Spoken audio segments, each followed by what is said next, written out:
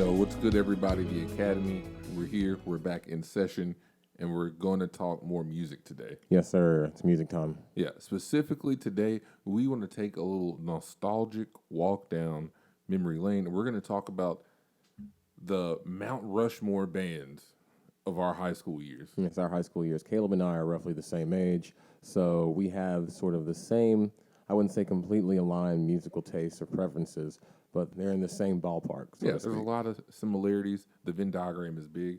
And, hey, look, we've been sitting here for a little bit as now elder statesmen of the millennial generation. Yeah. And, we've been talking about and reminiscing about all the good and not so good music we've listened to from our past. Yeah. And it's been great. So we're going to talk about it here in this format. And for those of y'all that kind of grew up with us and during that time frame, you'll be familiar with a lot of this, or maybe you won't. Maybe you could put on some new stuff. For the young folks of y'all out there, consider this like a sonic archaeology, if you will. Mm-hmm. Also, we have no shame. We have no shame. We have nothing to be afraid of. And yeah, it's just not going to work. If you think we're going to feel bad, you're wrong. All right. Yeah, you're very wrong. So just to give you guys a quick lowdown about how we decided to do this, Caleb and I each picked 4 bands and decided to combine that list, but the lists were so similar that we ended up. So I'm going to start out with my first band of my high school. One of my favorite high school bands is My Chemical Romance.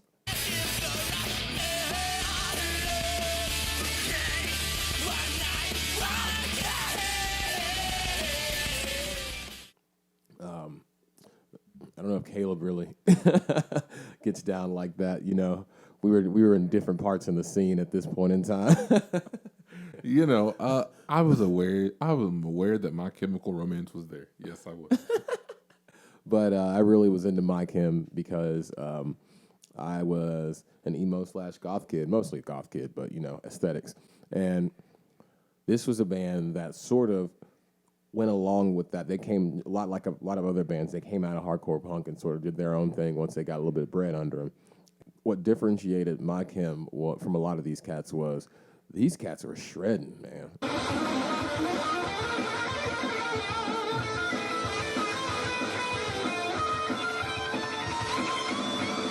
Maybe it was just Ray Toro, but still, everybody didn't have a Ray Toro in their band when you looked at that section of CDs.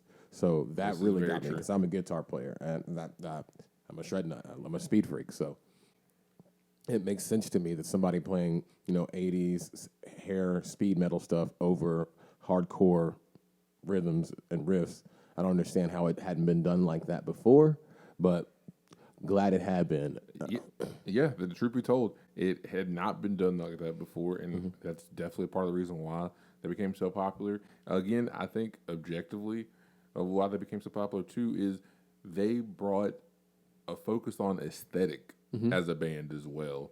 And when you saw them in, on the cover of Alternative Press, when you saw them in their music videos, they had a very uniform aesthetic that was unique to them. And I think that's important because a lot of bands from that time frame maybe kind of sounded similar ways, but they didn't brand themselves in that sort of way. Yeah, the only other band that I could think of with that sort of aesthetic didn't really have the aesthetic in the actual band. It was Coheed, but the Coheed and My Chem sort of had this very big comic book-esque legend to their, I guess, what do you want to call it? Like their canon? Their canon. Yeah, that's a good way to describe it. Both Coheed and My Chem had that, and there weren't a lot of bands with that, and I feel like they both picked that up from cats like Rush, whereas everybody else was sort of kind of going along the we don't want to. I even heard one of the cats say, I don't like real guitar players like Steve Vai. And see, I was like, why not? yeah, leave Steve Vai out of this. Yeah. But, hey, again, I maybe personally, wasn't quite the biggest fan of, the eyeliner core, as I would refer to them as, but their mark and their influence pretty undeniable. Yeah. I was a huge fan and still am a big fan of eyeliner core. And that's where half of my list comes from. But what makes them most important that separates them from the other guys is that, like what we were saying earlier, there was a legend involved, there was virtuosity, there was storytelling, there was an image. And if I had to pick a record or an album and or song to sort of explain my point here. There's one off of 3 Cheers for Sweet Revenge, which is a fan favorite of their record. I would pick Black Parade to talk about the image, but 3 Cheers is just as explanatory when it comes to that. And the track is, I believe, number 8, called Thank You for the Venom. It's a straight up metal track. And you're all invited.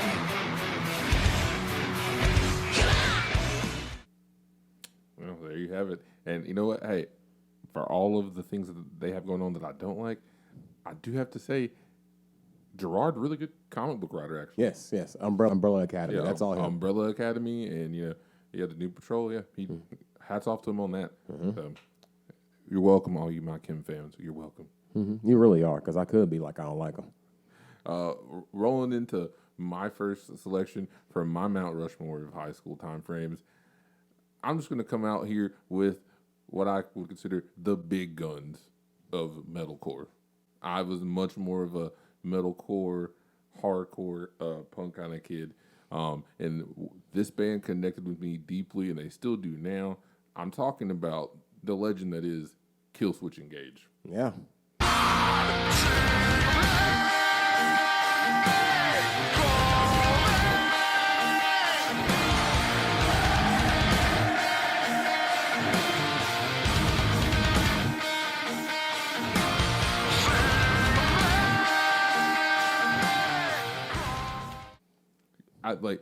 Killswitch Engage really put metalcore on its back. Yeah. In that mid 2000s time frame. It really did, especially when they got Howard. All respect to Jesse, the current and the first lead singer. Before y'all come out y'all mouth some he picked Killswitch because it was black dude. No. We didn't say Skindred. We didn't say God Forbid. We didn't say Seven Dust. Right. So go on and just let that go. He just gave Jesse his props. So I don't even want to hear y'all. Right. It was just his props. But look, Killswitch did some amazing work. Howard Jones, I'm going to say this right now, and it's the truth. Howard Jones is the best metalcore vocalist from that time frame. Really? Period. So, because he was an unabashed screamer. But he also had amazingly operatic, clean vocals.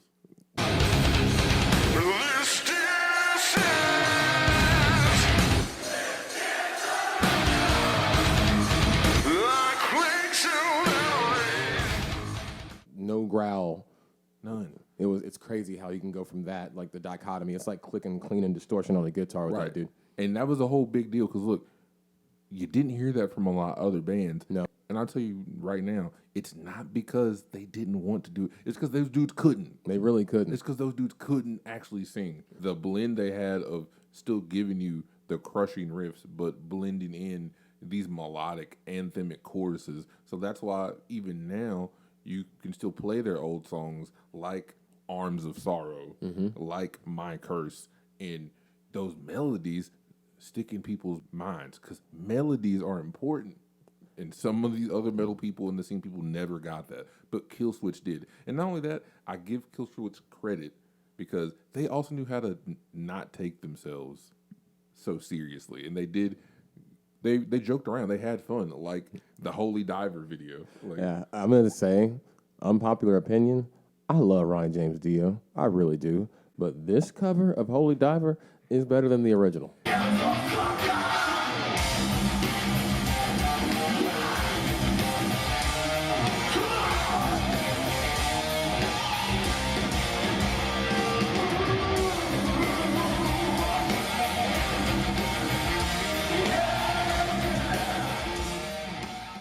This is a case where the cover is better than the original.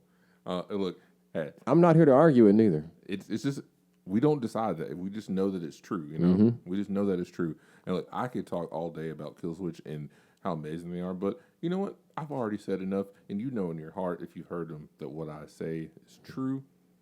So we just got to say thanks. Any of the Killswitch stuff is good, especially the Howard Jones stuff. Listen to that End of Heartache album. But also, if you want to listen to Jesse, check out In Due Time. Yes.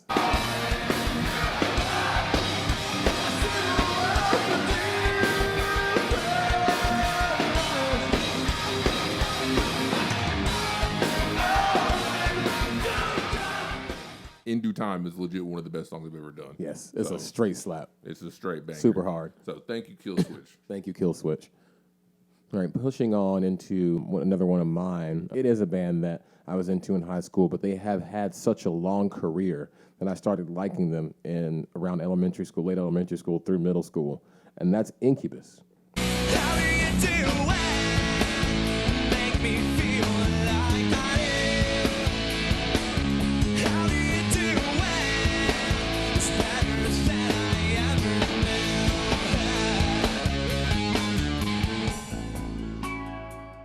knew. Incubus, this is the one band that is on both of our Mount Rushmore. Yes, it is. Incubus, coming from Science, Fungus Among Us, into Make Yourself, Morning View, heading over into where we were in high school was Crow Left of the Murder. And that was a really big album for both of us because you got to see an entirely different side of Incubus because these guys are, educated musicians. And like he said about Howard in metalcore, I consider Brandon Boyd the absolute best vocalist in all of alternative rock, period. There is no better. Brandon Boyd, we could do a whole video on Brandon Boyd. You want to know why? Because I don't know if there's really a more slept-on vocalist in rock of the last 25 years than Brandon Boyd. And it's crazy how, and Incubus is not the only band on this list that can do this. It's crazy how they can evolve so much because each album sounds different. I don't care what you say. That's how y'all go. Some of y'all be like, I like old Incubus, but not new Incubus. Well, I don't understand that because Incubus can change. They can go. But those are people afraid of change. And those people are afraid of change. But at the same time, I feel like you're not listening to the record because each Incubus album has something with their old sound on it. It might not be a single, but it might not also be just one tune. This still permeates throughout all of those records, all the way up to Light Grenades and on. Yep. It's always been there. They've always got those little pieces while they still kept it pushing. They might have gotten softer, but they never didn't go heavy. Yeah. Man, Incubus, they really are one of my favorite bands. A lot of personal attachment. Those are the music I reached to when you had to deal with the hard times in your sad, emotional teen self. That Incubus was one of those bands for me. Can't say much else about it. I mean, any of the albums are good. We try to stick to tell you one album for this, but any of the discography is good. Yeah, if I had to pick one based on what I'm talking about, it would be A Crow Left of the Murder.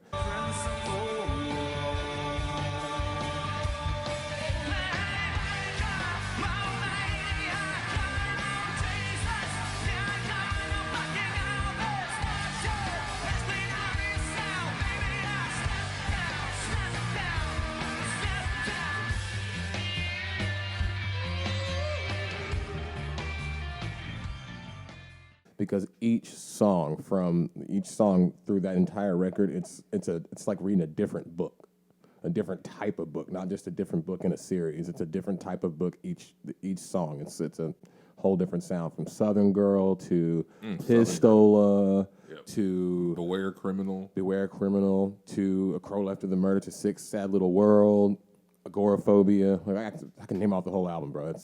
They're all bangers. Yeah. Look, pull up that album and just hit play. That's all you got to do. Just pull it up and hit play. So, that being said, Incubus slaps. Indeed. Moving on to my next band to lift up. For this, we're going to talk now about Under Oath.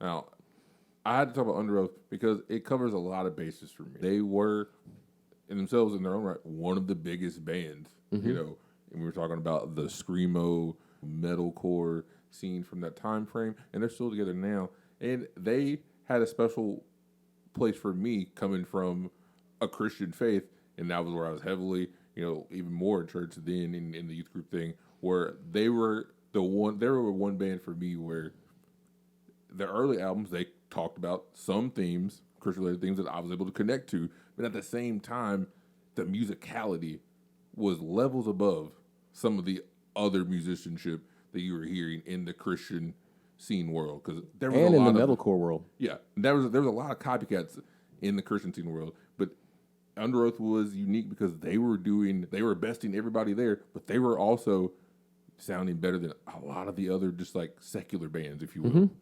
When I worked at Hot Topic, we always sold out of Under Oath CDs, and I didn't even listen to him like that. This is one of his bands. They're Only Chasing Safety. That album blew up to levels I don't think anybody thought it was going to. Not for a metalcore band. Yeah, not for a metalcore band, and it doubled down. I remember seeing them when Define the Great Line came out in 06. Album release day, they came to Nashville, and they had a plane flying over Warped Tour with a banner saying that the album was out. Like, they closed the set that night. That was the level that Under Oath, hit. Huge. And it was great. The musicality, Aaron Gillespie is one of the best drummers, I think, of the scene. And the fact that he was managed to be one of the best while also being the primary clean vocal singer of the group, beyond impressive for me. It's beyond impressive. I have to give them much credit and respect because they stayed together, they stayed evolving, and they still managed to do that and produce great work, even if they were no longer classified as a Christian band and they left the faith. It didn't matter when they're when they were talking about it, were they not talking about it. The band has still produced good work, a great discography, and I'm excited hearing some of the new tunes they got coming out, where they're even doing more experimentation by having people like Ghostmane feature on their tracks. So, I'm actually into it now. I wasn't into it back then, but through hanging out with Caleb and stuff, I've gotten back on it. Like I'm on the train. I don't care. Better late than never. Is that truth? And again, if you don't have to be necessarily religious to mess with them. There's plenty of albums where they've left that behind. I respected them in both aspects because even when they did talk about faith, they did it in a way that they didn't try to like make it a nice, neat bow, and they were willing to tell you like, I'm struggling. I don't really know what to think about these things. So much respect for that, and much respect mainly for just the banger musicianship that they've constantly displayed. So kiss me one last time.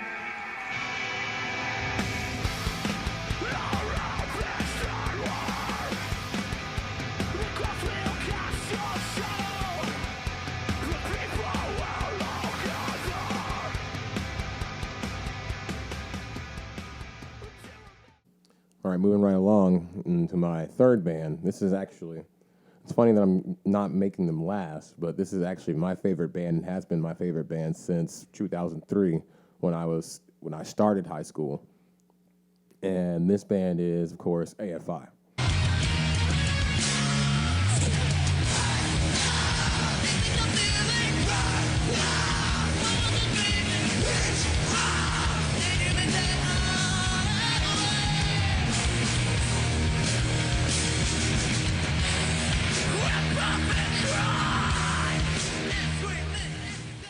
Now, AFI is really important to this conversation because, even Big time. our boy Finn McKenty over there on Pop Rock NBA was talking about, and he only had like 2 or 3. He has one big video about him, but he has a bunch of different videos where he mentions them, and he mentions them properly.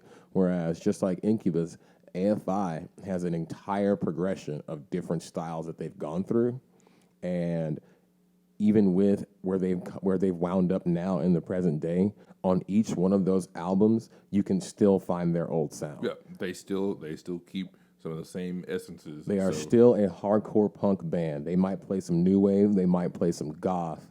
They might play, a little bit of metal, a little bit of pop, a little bit of dream pop, all that kind of stuff like that. They even have Dream Car, which is basically No Doubt with Davey Havok singing lead. So they can go all over the place. But AFI is still the same AFI that made Black Sails, that made Art of Drowning. Yep. Sing the Stars is my favorite record, but Yes. going past that, they still have the old sound as well as the new, and they can blend it and do either or on the same record. So I don't want to hear that they sold out stuff. Just because somebody got some money don't mean they sold out. Yeah, they sold out some arenas. I thought that was the point.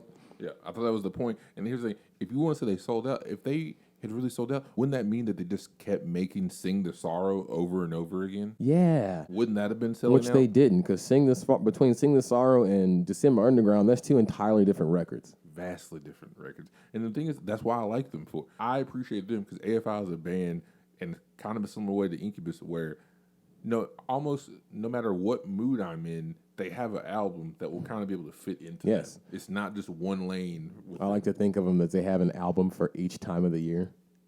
They do. They do. They're very good. I mean, and I think culturally they did a lot from like just the image standpoint. I mean, when they came out, especially with Sing the Sorrow, I mean, Davey Havoc was a very popular figure. Yes. I mean, even to that extent, I think Jade. Yes. I think Jade was one of the more like popular non-frontmen of Yes. of the early 2000s. They damn near had amongst the alternative rock and the scene and stuff.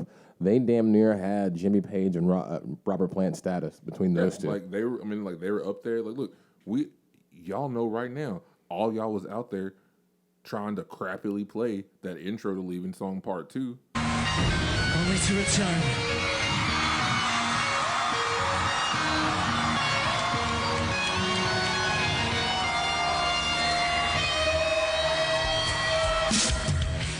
Because of Jade. We know it's a fact. I saw y'all try. I saw the old bad quality videos are still up there. They're still up there somewhere. But they really did. They really were setting trends on that level at the time. I make even another bold claim, and I'll say this right now. When it comes to like the screamo punk, scene of that time frame, Leaving Song Part 2 might be one of the most iconic videos from that era. For real. Seriously. I was sold off of Girls Not Grey because of all the different colors and the fantasy elements. Yeah. But the Leaving Song Part 2 taking place in like one venue as a show, that is a hardcore video right there. I mean, the slam dancing. Yes. And they're in suits. Yeah, they're in suits. They got the black X's on on their hands. It was going down. So, speaking on, we've been talking a lot about technicality because Caleb and I are both musicians. Well, AFI got so much done with pure simplicity, and it's insane because I consider the best musician in the band to be the bass player, Hunter Bergen. But He cold. But at the same time, with all of what he can do, look at how much AFI has accomplished by simply being the cross section between like the Cure and the Misfits. Well said. Yeah. Well said. It's a bunch. They found that space there, and they have gotten in where they fitted in ever since. So, and if I had to pick an album, Sing the Sorrow is my favorite album by them, but a very slept-on album is Crash Love. Y'all really got to check out Crash Love. It's 2 albums after Sing the Sorrow. It's after December Underground. They had Beautiful Thieves and Medicate were the singles off of that.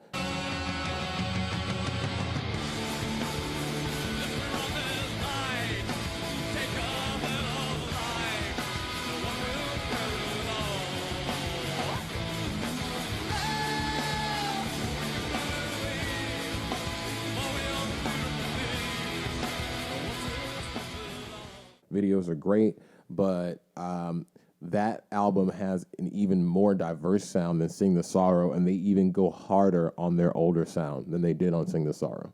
Interesting.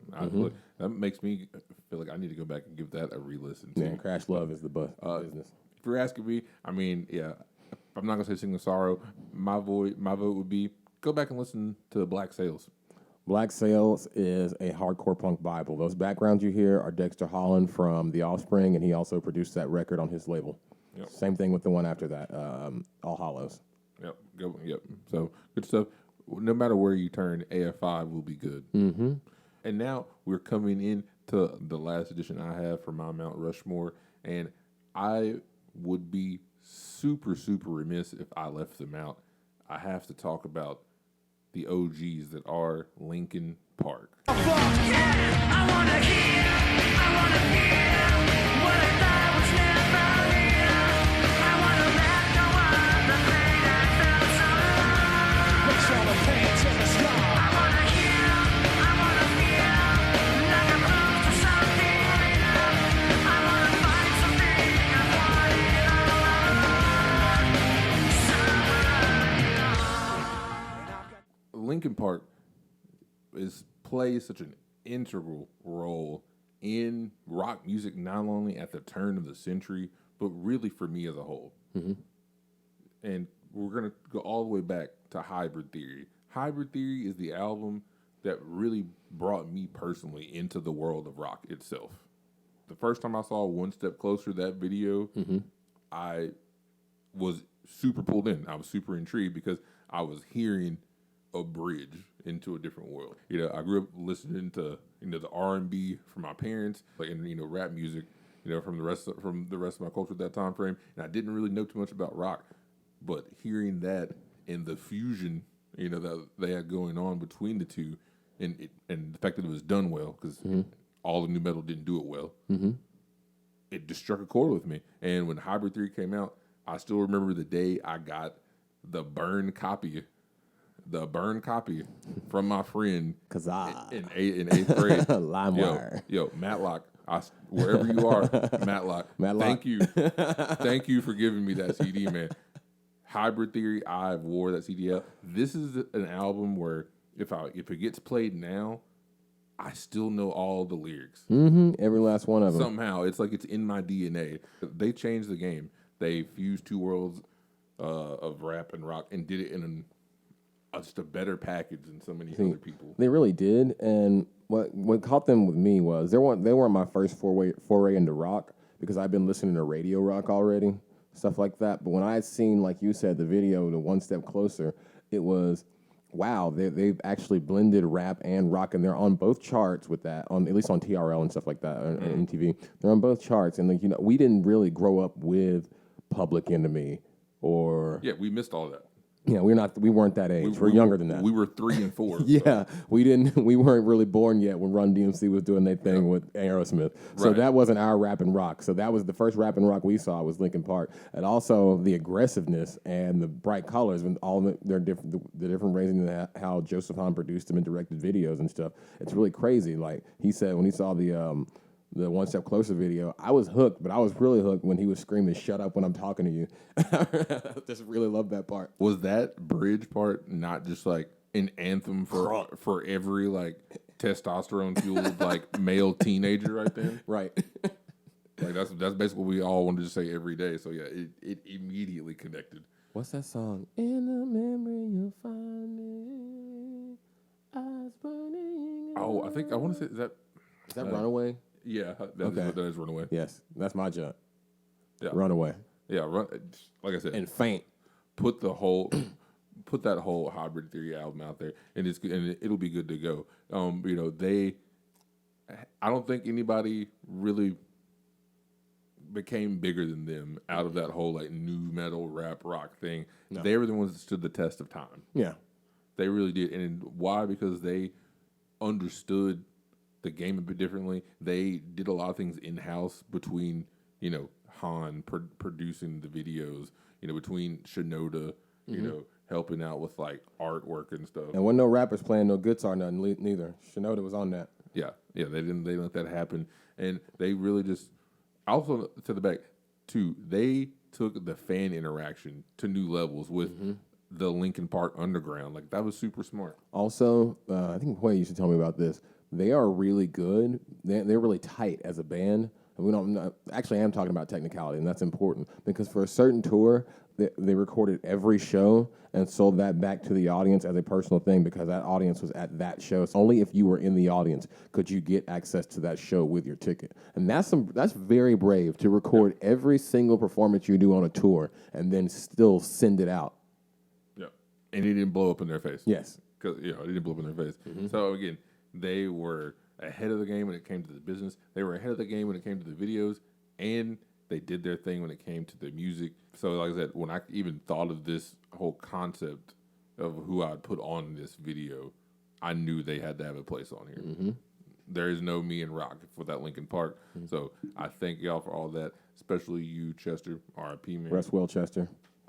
All right, my last band. This band is very important to the entire nu metal landscape. That being said, this last band I'm going to mention is a band that actually got me started playing guitar, and that was System of a Down. The toxicity of our city, of our city. Go! Honey on the wall, honey on disorder. No! Somewhere between the sacred silence and sleep. Somewhere between the sacred silence and sleep. Disorder. System of a Down. You know, and these days as a musician, I work and I gig and stuff, and I would never dream to tune it down to drop D. But when I was first learning how to play anything on guitar, whether it be power chords or stuff or like full-on riffs, the first song I learned all the way through was Aerials.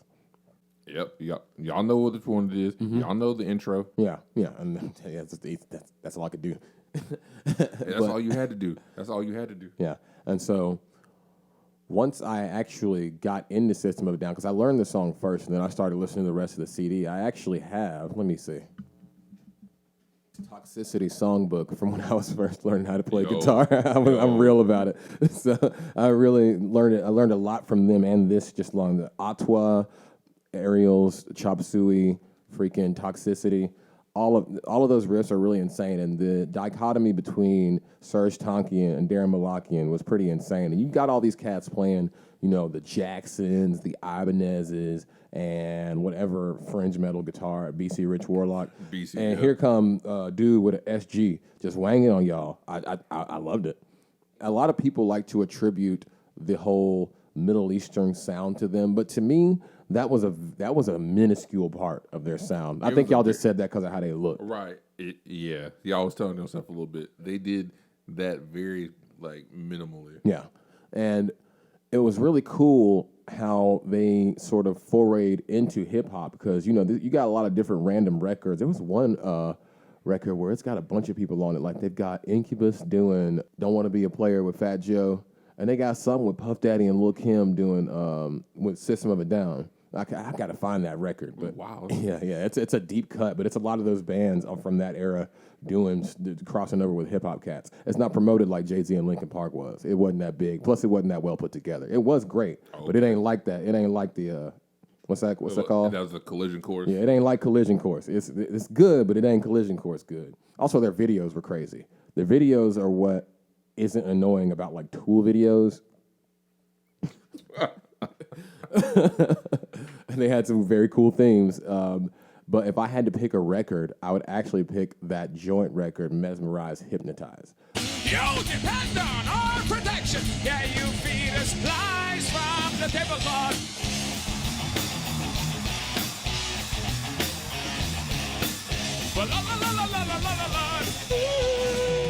Everybody's going to the party, have a real good time.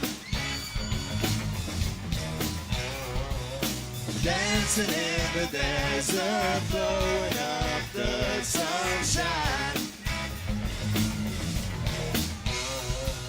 Everybody's going to... That record has a lot of content when it comes, because they never sounded like old school metal. From out the gate, System of a Down sounded different than anything anybody had ever heard before. So there's no, oh man, I can hear the influences and stuff. No. They were doing their own thing from the get-go. True. And I think part of that did stem from the fact that, like, Serge, if you like read some of the interviews, he wasn't a metal dude. No, he wasn't like listening. He's like to Cat metal. Stevens. Yeah, like if you listen like his interviews, listen how he sings. Yeah, and how he sings, and then you like read his interviews. Like he never once was like talking about like, oh yeah, man, I love like listening to Morbid Angel. No, and like you know, like you know, in Exodus, he never. No, he played acoustic. He did. He does it in some of the videos. He writes some of the songs. But yeah, I picked Mesmerize, Hypnotize because that's where BYOB came from, and BYOB shot them into the starlight because Radio Video, Lonely Day, they made so many videos off those two records alone that they stayed relevant. They're still relevant. They stayed relevant by barely. I mean, what we're talking about? Most of the bands we're talking about have huge discographies. System of a Down has like what 5-6 records. I would say they have the smallest discography of any of the bands that we've talked about. Yeah, they are likely the second to third most relevant band out of any of this. What we're talking about. I mean, arguably you said they're probably only coming runner up to Linkin Park. Yeah, and Incubus. Yep. Yeah. With that being said, thank you guys for sticking around and listening to us talk shit about bands that we used to like in high school. Yeah. Hey, and we still bump. Yeah, we still bump. And while you're at it, be sure holler at us in the comments. Let us know what are the bands that you still go back to. Yeah, the please bands let that us know. held you down. Because we listen to a lot of bands, and we love to talk in the comments about how we used to love these bands too. We just talk. It took us a couple of weeks, to be honest, to narrow it down to these bands.